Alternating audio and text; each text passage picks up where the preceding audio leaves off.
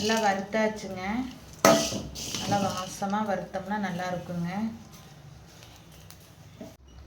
இப்போ சாப்பாடு எப்படி ரெடி பண்ணலான்னு பார்க்கலாங்க. நல்லெண்ணெயும் வீட்டில் சொந்தமாக நாங்கள் நெய் எடுத்ததுங்க. நெய்யும் போட்டுக்கலாங்க. நெய் இது முடிஞ்ச நல்லெண்ணெய் தாங்க ஊற்றி தாளிக்கணுங்க. அதுதான் உடம்புக்கு நல்லது.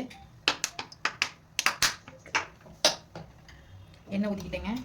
அடுத்தது நெய்யுங்க.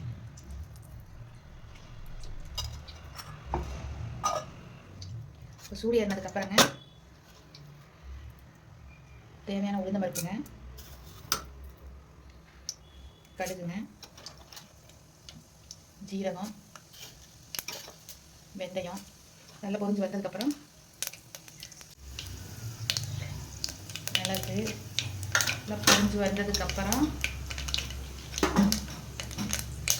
சின்ன வெங்காயம் கட் பண்ணி வச்சுருக்கோம், பச்சை மிளகாய், கருவேப்பிலை எல்லாம் போட்டு வணக்கிடலாங்க.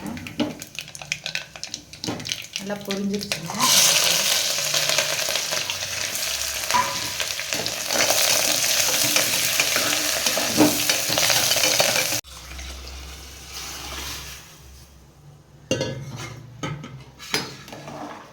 வீட்டு நெய்ங்கனால நல்லா வாசமாக இருக்குதுங்க. நல்லா இருக்குங்க. இது கடையில் வாங்குறதோட வீட்டில் ரெடி பண்ணனால வாசமாக நல்லா இருக்குதுங்க. நெய் தேவையான உப்பு போட்டுக்கணுங்க.